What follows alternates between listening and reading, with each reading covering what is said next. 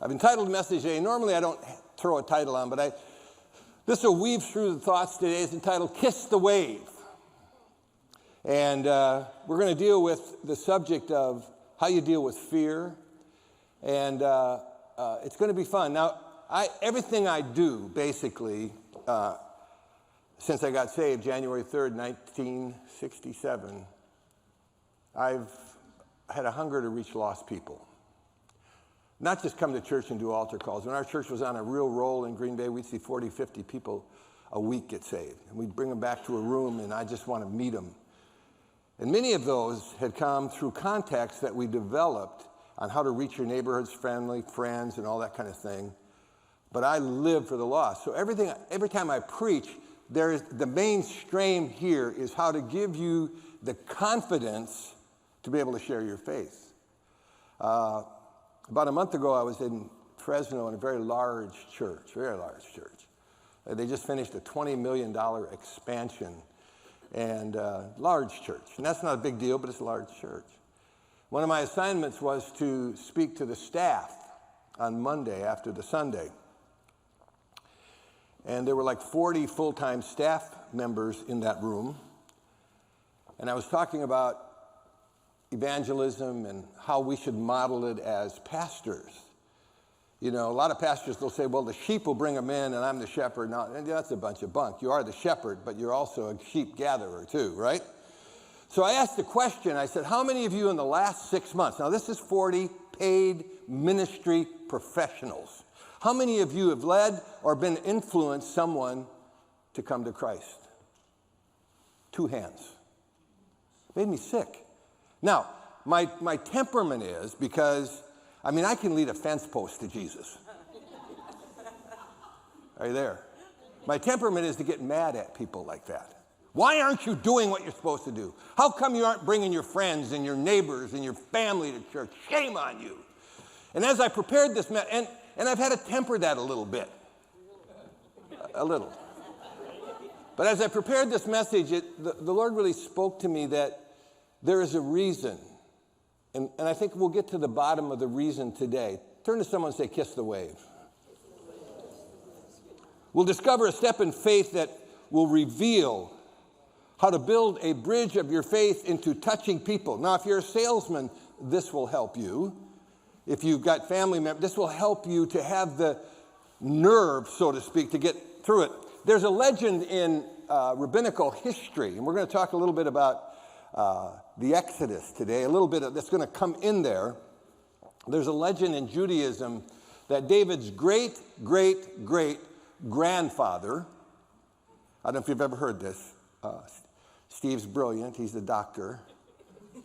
I'm not even a nurse's aide. That his great-great-grandfather of King David, Nashon, is credited with one act of courage. After the Exodus out of Egypt, you might remember, it took a lot to get him out. So finally, he let the people go. After they were going, heading toward a big sea, he decided to chase them back down and grab them again. You know the story, right? So God issues a counterintuitive command. Tell the people of Israel to go forward. The problem was there was no place to go forward, right? So according to rabbinical tradition, his great-great-grandfather, now he was in the line of the tribe of Judah, right? He stepped into the water first. And the water did not part until it got up to his nostrils. Then it parted. You know what I mean? And I want to tell you today, sometimes you have to step into the water. Sometimes you have to get deep to see that problem that was holding you back to get you going. The kiss the wave thing is sort of interesting. My dad served in the Coast Guard for many years, and we were stationed one time right as a family on Lake Michigan. And where we lived was stared right out at the lake, and we had a little beach. It was great for kids. The water in the lake gets pretty cold, but we didn't care. We were kids. And when the wind and the waves would come, if you've ever been to a beach, you ever walk into a wave and it pushes you backwards? It just happens. But we learned if you dove through the wave, you can get to the other side. And I remember as a little kid, I was scared, but then finally I saw my older brother do it, and I said, I can do it. I'll dive through the wave. So today, as we kiss the wave, we want you to realize that God has something very special for you. Can I get an amen from the congregation? I love this. When they waded into the water to turn back to Jordan, Psalms 114 says, the sea saw it and fled, and the Jordan was turned back. The wave, the sea fled and was turned back. You see, if you want to make a highway through your sea, you've got to wade into the water. All of us got stuff coming at us. How are we going to make it? How are we going to get through? You see, most of us live our lives in sort of a state of suspension, waiting for God to split what's in front of us rather than stepping into it. A lot of you want to share your faith, but you're frightened. It looks overwhelming. That person doesn't need what I want. It was interesting, the Sunday afternoon when I was in Fresno, I was out to eat, and I came back to the hotel, and I had to wait till Monday to do this staff meeting. Something compelled me to take a walk. Now, normally I don't do that on a Sunday when I'm out. I am a walker. I used to be a runner, but I thought there was a diminishing law of returns on my knees, so I started walking. So I decided to take a walk in Fresno, and I went down one of the main highways and walked and whipped a U-turn and came back. And as I was coming back walking, I see this lady coming at me. And when she got about 10 yards away from me, I could see that, you know how you can see agony in people's faces? Now I could have walked by her. But as I got closer, I said, ma'am, are you okay? And she said, no, I'm not okay. My husband and I are fighting. We don't know what we're going to do. So I said, can I pray for you? I prayed for her, and then I led her to Christ on the street there. And I told her about the church.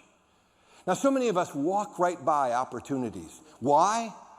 Now, I'm not frightened to do that. We're staying in we brought a motor home here. We're staying in a motorhome park. I've already got to know people parked there. The guy right across the street from us lived in Park City, Utah. He's a believer. I couldn't get to flip him, but at least I tried. Flip him is my word for seeing people come to Christ, because that's what motivates me. And sometimes you have to realize, to do the super, you got to get your feet wet. What if God is waiting for you to wade into the water? Wet water walkers or dry water talkers? We got a lot of dry water talkers. They talk it, but they don't get into the water. They're waiting for someone else to lead the way. That's all it takes for God to make a highway for you, is to get moving. Sometimes it's the hardest step. Just as you look at Scripture today, I'd like to read to you from Exodus 14, verses 10 and 12. So they were very afraid. See, fear is a real thing. I've been very afraid. Have you ever been very afraid? Come on. Yeah. Got a lot of brave people here. And the children of Israel cried out to the Lord. Then they said, Moses, because there is no graves in Egypt, have you taken us away to die in the wilderness? Why have you so dealt with us to bring us out of Egypt? Is this not the word that we told you in Egypt, saying, let us alone that we may serve the Egyptians? For it would have been better for us to serve the Egyptians that we should die in the wilderness. Exodus 14, 13 through 14 says, and Moses said to the people, do not be afraid.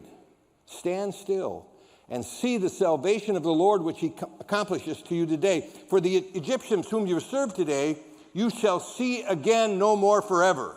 The Lord will fight for you, and you will be held, and he will hold your peace. So today we look at three simple things. Face your fear, take your stand, and hold your peace. And I've got 31 minutes to accomplish it in 52 seconds. Most people ignore that clock, though, or they look at their watch just to make you feel good. Few people have advanced the kingdom like Charles Spurgeon. Grab this. He wrote 150 books, started a college, pastored the largest church at that time in history, led over 60 charities, but he was marked with severe depression. Think about that.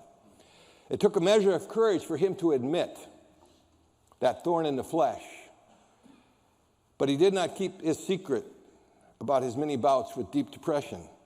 He said, my spirit was so sunken so low that I could weep for an hour like a child, and yet I knew not what I wept for. Then Spurgeon said this, I've learned to kiss the wave that throws me against the rock of ages. You know, when it all failed, God is there. When you get nervous or upset, but most stuff in life, it can be health issues, it can be marriage issues, it can be financial issues, it can be any kind of issue, you got to face them. Not easy, but what does God say? Stand still, and I'm going to show you how I'm going to work. So you face your fear. Israel had reason to be terrified. Think about it. You got the rumbling armies, the chariots, the soldiers, and you got the sea here. I mean, that's a frightening thing. Easier said than done. But courage is not the absence of fear. Fear is a prerequisite. The question is, how do you manage fear in moments like this? According to psychologists, you're born with two fears. How many know what those two fears are? Can I get a shout out here? Hunger? No, that isn't one of them, but that's a good one. Fear of falling. Nope. Loud noises. Just two. Fear of falling and loud noises. So it doesn't take a rocket scientist to say every other fear is learned, right? Now I will tell you my one major, big, enormous fear, it's snakes. Oh my God, even a grass snake. We don't have poisonous snakes. Poisonous snakes are smarter because it's too cold up there for them. But when I was walking into Bastrop, Chris Pena is the pastor there, and I've known him for years, and they've got the grounds just beautiful, and I love that because I'm in the nice grass and stuff. I'm walking in like this, you know, make sure there's nothing crawling around that grass, you know. Now think about this. I was born April 23rd, 1946. Do the math. I've had a lot of trips around the sun, and it's beginning to show. Things have fallen. You know, I mean, it's sort of scary. I looked in the mirror in the men's bathroom today, and I thought, man, you're fading out. But now here, my fear of snakes. The doctor that delivered me, his name was Dan Dorchester. So I come out of he catches me and they snip the cord. I didn't shout back, hey, doc, make sure there's no snakes in that nursery. You're with me? I didn't have it then. So all your fears, they're learned. Which means every other fear can be unlearned. See? Your fear of sharing your faith, your fear of taking a step forward, an opportunity, a business, or going for a raise and talking to your boss, and all of the other fears are learned. Proverbs 9:10 says, the fear of God is the beginning of wisdom. 1 John 4:18 says, perfect love casts out all fear. When you fear God, it exposes you to the love of God. If you fear God, you don't have to fear anything else. Think about it. The fear of God is the cure for every other fear. Write it down. Think about it. And here's this. The cure for fear is not success. The cure for fear of failure is failure. In small doses, fear is a good thing. Years ago, when you're a young pastor, you're grabbing at anything to preach. You got to preach Sunday and think, what am I going to say? You know, I mean, all of that stuff. And I used to get this little newspaper from a Baptist organization. And every once in a while, there'd be a good sermon in there, and, you know, I'd rework it a little bit, put my name in it, and go out and do it. I'll never forget this one. He said that arsenic is a terrible thing. Did you know that? But what many of the major medications that have been swept through and helped us, they put a small bit of arsenic in them because it accelerates the rest of the ingredients. So fear can accelerate in us the fact that we can get it done. You know, you build up an immunity.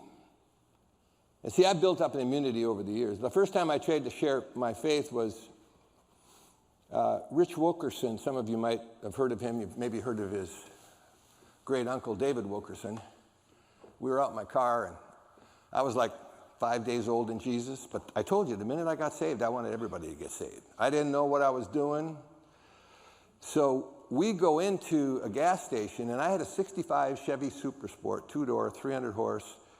I mean, I've seen them go through the auction now at 50, 60 grand. I paid $3,000. You can't even get a good radio in a car for that today.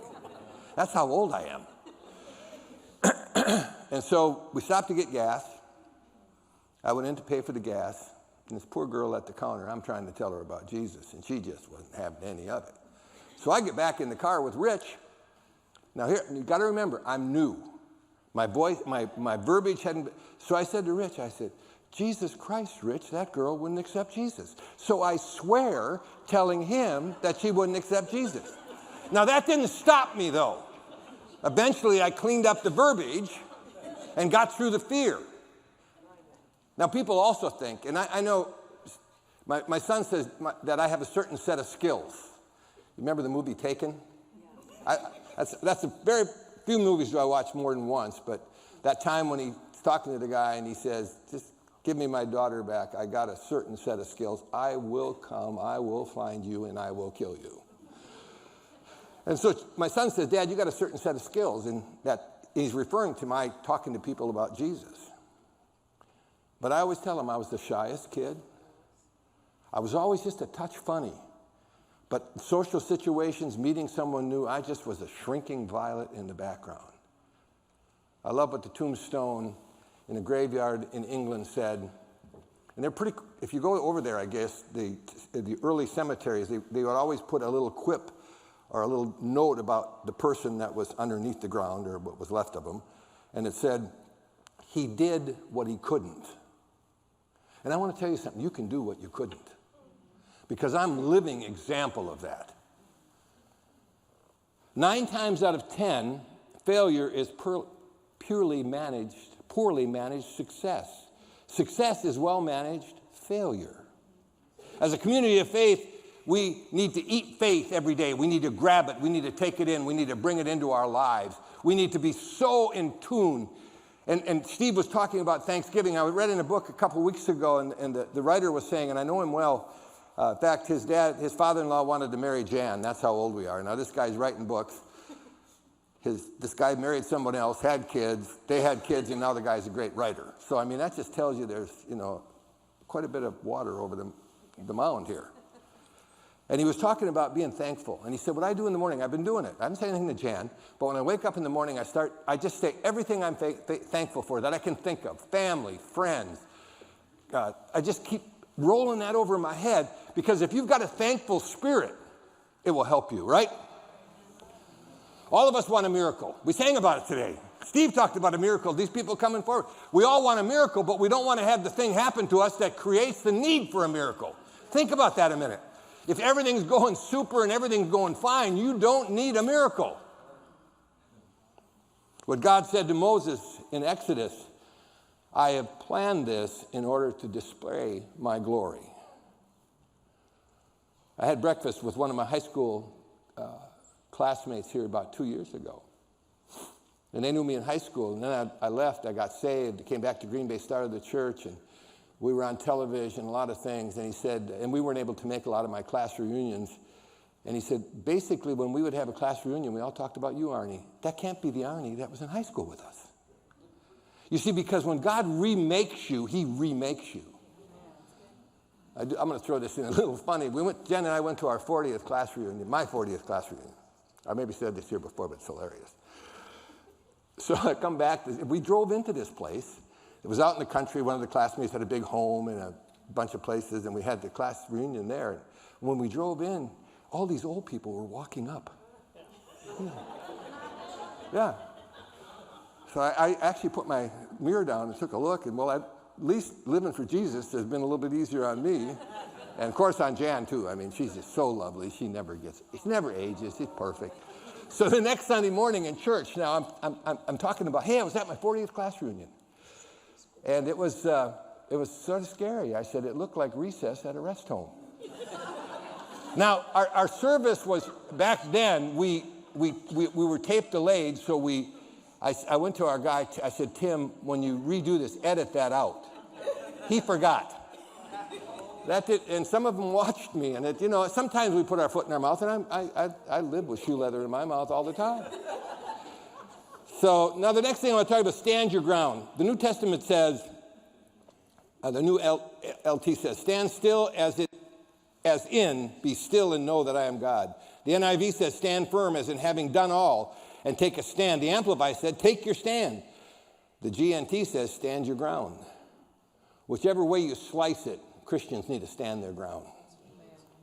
Here's the place fear asks you one question. Who are you? Or more specifically, who do you think you are? You know what? I'm a child of the King. I'm washed in his blood. You know that you're having a blood bank? Give some blood.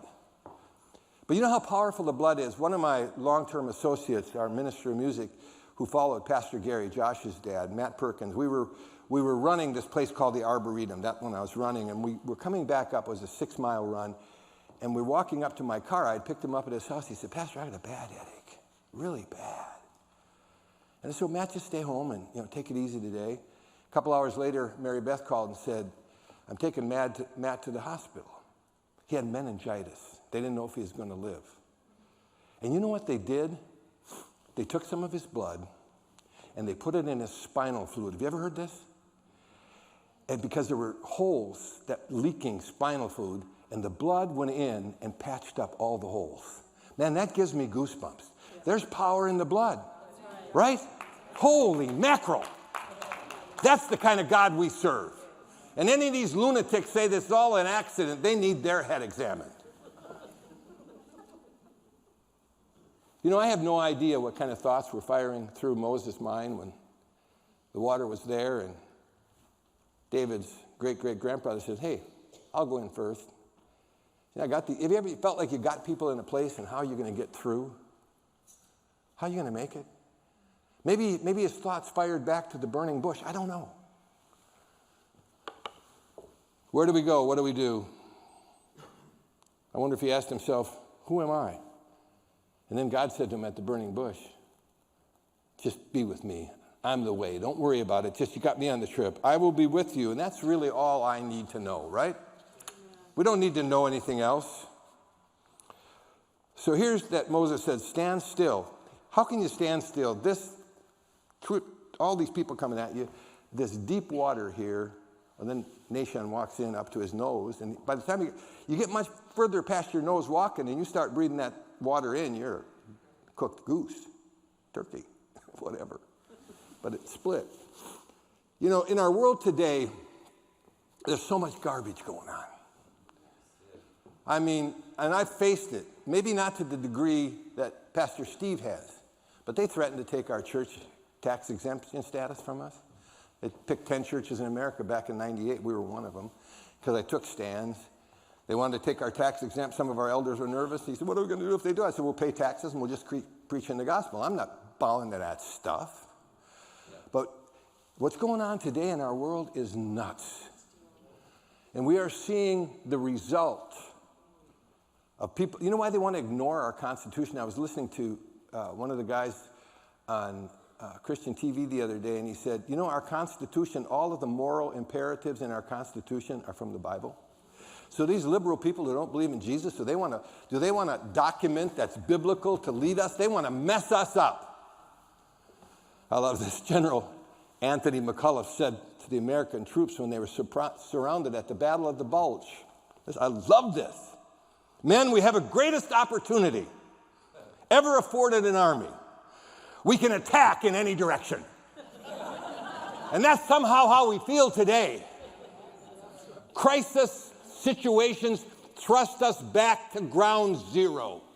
And we're in a crisis situation. We're in a crisis situation for our grandkids. We're in a crisis situation for this country. And now I know I'm preaching to the choir in this churches, but I go to churches and sometimes they tell me to stay off this stuff because they don't want to irritate the liberals. I'm a liberal irritator. I told one guy, and he wants me to preach in his church, and I don't have to tell you the church, it's not important, but he wouldn't let me have altar calls. It's a big church. Get a nice honorarium there. I said, I'm not preaching here anymore. Because this whole thing that we do revolves around people accepting Christ. So the crisis of touching people and reaching your neighbors and your family and your friends for Christ. Crisis reveals your daily spiritual disciplines. Because God's word is the floor we stand on. Prayer is the thing that fuels our faith. So if you stay humble, you stay hungry. There's nothing God cannot do through you. Right? Do you believe that? Kiss the wave. Dive into the wave. It's there for you. You know, the most underestimated kind of power is staying power. It's long obedience in the same direction. And I've had people say, I don't want to hear about that stuff. But I have developed a program on reaching your family and friends and how to get people to ask you what's the deal with you. Recently, we live in our neighborhood, and my next door neighbor came home from Vietnam. His wife was pregnant. He had been home on a leave 9 months or so earlier. She got pregnant. He got out of the service, came home, and the Catholic hospital in Green Bay would not deliver his baby if he didn't have cash. Now, that's before all of the healthcare things like we have today. So he had to run home to his father and his brother and scrape. It was $180. Now, you can't get your first shot in the hospital to calm you down for $180 today, but, it's just the way it was. So he's mad at God. A couple years ago, we were talking, and we live a few blocks from the church we started, and there's a lot of people that go there in cars and traffic, and so then they knew about me. So I led the conversation. I said, you can't be mad at Jesus because the church did you dirty. If that was the case, a lot of us wouldn't be in church today, right? Hello. Some of you missed that. It's just right over the top of your head. So I shared with him for a while, and he likes me. I cut his front grass. We live in a neighborhood where they cut your grass, but they don't do it good enough, so I cut his because his comes up to mine, and I don't want it to look any different. You were there, John. So I'm into this random acts of kindness stuff. So I've turned into quite a little housewife since I don't have an office. I vacuum, I clean windows, and in between I'm making calls and doing stuff. But I like to wash windows, and we're single level house. I got a 78-inch wing. I got a wider wingspan than I'm tall. So I can wash these windows and not get on a ladder. I can go through our whole house, and we got lots of windows, probably in 45 minutes. I was praying for Dennis one day, and I come around the corner of my house, and he and his wife are on their patio, and I said, hey, Dennis. And really, the Lord sort of said, wash his windows. So I said, hey, Dennis, I'll wash your windows. He said, Arni, and it's not like he can't afford to get window washer or wash them himself. He said, no, don't do it. And his wife said, let him do it. So I washed their windows, and when I came back around when I was done at his house, they were on the patio, and they said, what makes you like you are? And it says in the book of Peter, it says, at any occasion when you're asked, give a reason of the hope that's in you. So I don't walk up to people and say, you're going to hell and you need Jesus. That doesn't work. They'll slap you and think you're crazy. But if you so anyhow, I led him to Christ right there, he and his wife. This summer, and I can't say that they maybe follow up on it real well, but this summer, I was cutting the front grass, and I cut the grass in between our houses because you can see it from the street, and I want it nice. So I'm cutting it, and he had had a mild heart attack the week before. So I go around the corner, and they're on the deck, and I say, Dennis, I know you had that mild heart attack. He's 80 years old. I said, we probably should just make sure that you understood what we did here a while back. He says, yeah, I understand. I said, well, let me pray for you. That was on a Friday. He died of a massive heart attack on Monday. On Thursday that week, I did his funeral to a packed crowd, and I got to tell them all about what he did. You see, all it took was washing some windows and cutting his grass, being nice. You see what I'm saying here? And now, some people are even fearful to do that. How do you kiss the wave? You ground yourself in the Word of God. You anchor yourself in the promises of God. But you also embrace pain and suffering. And you've learned some lessons. You've had some failures, which will cultivate your success. Steve will tell you. He tells when they built the big church, or the first church down south, is it south? And the contractor created some problem. I don't know if he absconded with money or whatever. Steve could have said, this is it. I'm throwing in the towel. I'm going back. I like the weather in California better anyhow. But no, it was a test. It was a trial. And he stood still. And all of those things, you see what I mean? So you can even have strength and despair. Though he slay me, yet will I trust him. And then thirdly and finally, hold your peace. For some of us, that's hard. It's harder for my wife. She doesn't have a fuse. She just do a little heat, boom. There's an ancient tradition practiced in the Orthodox Church. It's called pass your peace. It actually traces back to the Sermon on the Mount where it says, if you come to give your gift at the altar and you hold aught in your heart against someone, leave the gift and go back and make it right. And if you read my book, The High Cost of Resentment, you will see what I had to do to get my peace. But it's really hard to hold your peace when you don't have peace. Let's be honest, a lot of people have lost their peace. 1/3 of America struggles with anxiety or depression. But we follow the Prince of Peace, right? We don't take offense, we employ offense. And we shift the atmosphere. How do you hold your peace? How do you hold your peace?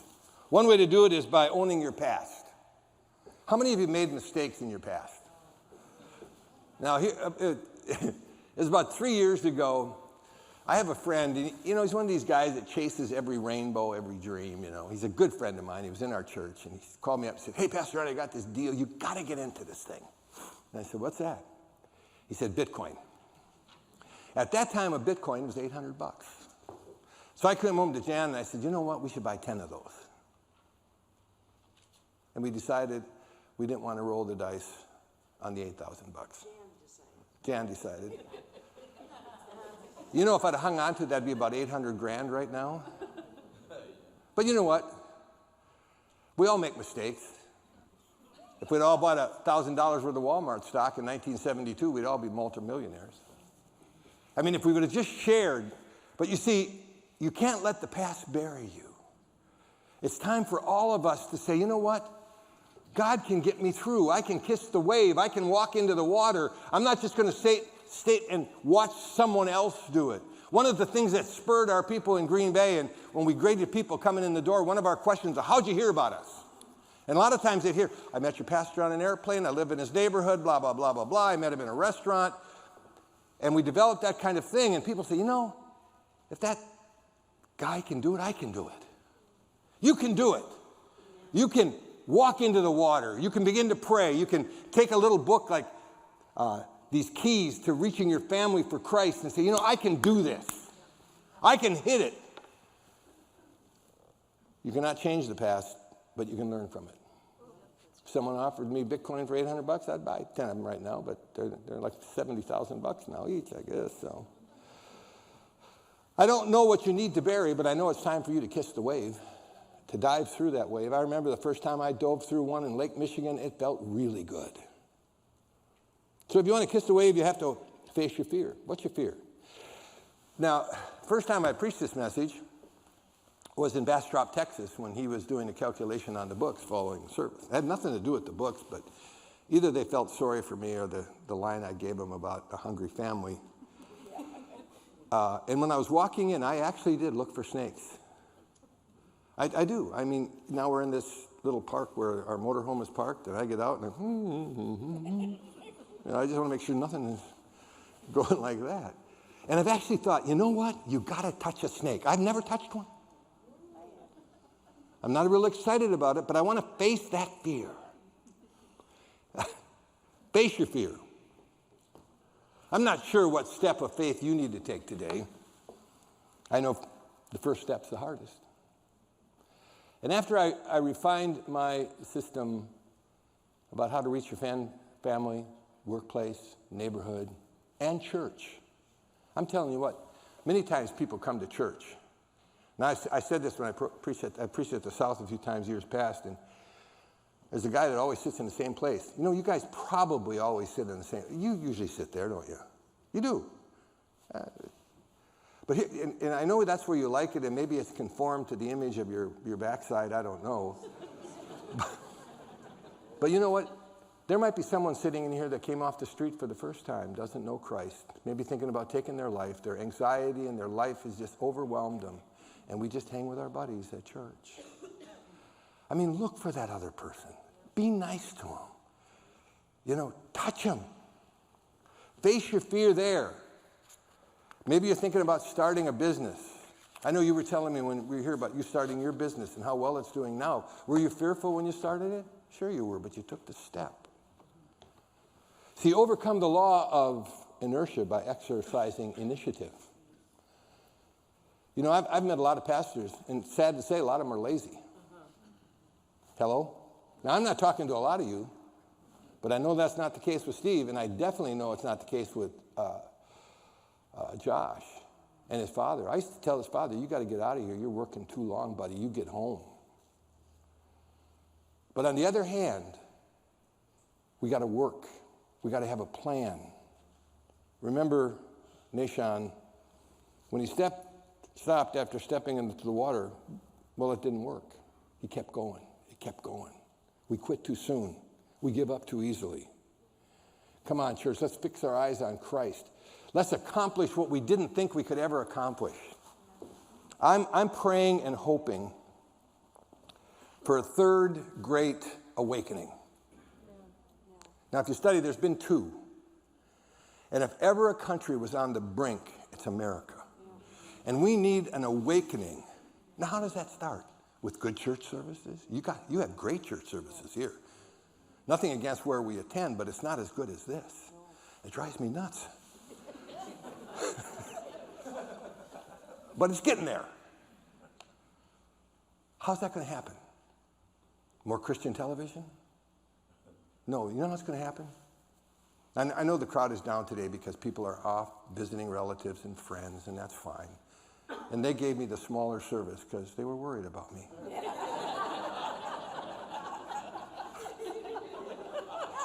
But you know how, Steve, he knows, you never know what's going to come out of his mouth. My wife was nervous coming to church today. What are you going to say today then? You think I'm kidding? No. Here's how that great awakening is going to come. You've had great growth. Great things are happening, buildings and expanded room and all that stuff. But if each and every one of you would come against the fear that you have of sharing your faith or being such a great person to those around you in your neighborhood, on your workplace, and everywhere, that they would come up and say, gee, what's the deal with you, son? Why are you like you are? All of a sudden, they'd start rolling in. We saw it in Green Bay. Whew. Waves of them. Oh, my neighbor told me about you. But see, and going back when I said I used to get mad at people that didn't do it, remember? Because I think, well, I do it. I want you to stand up. I got 2 minutes and 31 seconds left. My goodness. Josh is just going to be so happy with me. But here's how you kiss the wave. You take the first step. How many of you say, Pastor Arni, I've got neighbors. I was talking to Josh's neighbor yesterday. I was going to beat him up. This is the day before yesterday. I was going to beat Josh up because I'm saying to the guy, man, you ought to come to their church. And we were just talking. He was talking about our motorhome because we hadn't parked it yet. And Josh said, I've already talked to him 4 times because he knows if he hadn't talked to him, I'd say, what's wrong with you, Josh? My gosh. Kiss the fear. Here's how we're going to kiss the fear today. How many of you honestly say that you have some fear when it comes to sharing your faith and taking ventures? Come on, raise your hand. That's most of us. So here's what I want you to do. I want to pray for you. Because I want to tell you what, I make out with the wave. Oh my. That's a new line. Because I don't want any wave stopping me from seeing people come to Christ. So here's what I want you to do. I just want you to come forward. I want you to step out where you are and just let's fill these altars, and I'm going to pray for you right now. Come on. Bang. Devil might have your feet. It's no embarrassment. Come on. Most of you raised your hands. You know, if you were on The Price is Right, and he said, come on down, you'd bust your tail to get down there to price a TV set, for God's sakes. Come on. There you go. All right. I mean, you don't have to. I believe people that are standing there, that you have no fear. You just walk through any problem. That's okay. We still love you. I'm not mad at you. You did a great job on that number, by the way. Wow, that was really good. Anybody else want to join us here? We got a little room here in the front. I'm sure glad you talked to your neighbor, because I was.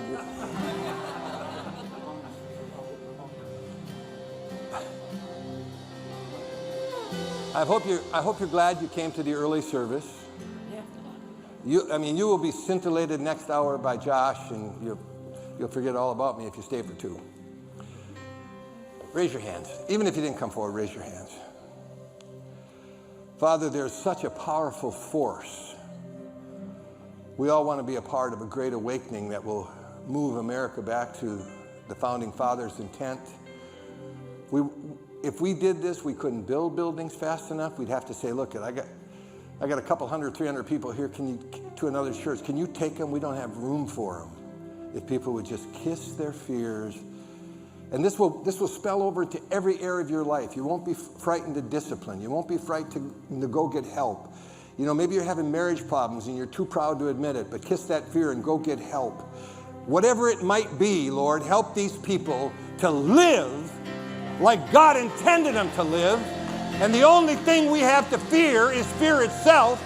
And the only thing we fear is God. And God will take care of us in the name of Jesus. Now, heads are bowed, eyes are closed. Before we walk out, every head bowed, every eye closed. You say, Pastor Jacobsen, I'm not sure that I know Jesus Christ as my personal Savior. If you're not sure, you don't know him. So if you're here, and the worshipers, take your hands down so I can see. If you're here and you don't have Christ in your heart, raise your hand right now. You're here and you don't know Christ. Or maybe you're away from God. Just lift a hand. Well, that's okay. There's no one here. You know what? It's good in one sense.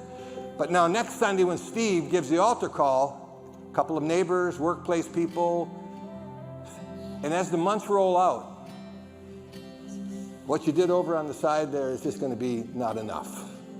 It'll help. Well, I'm done.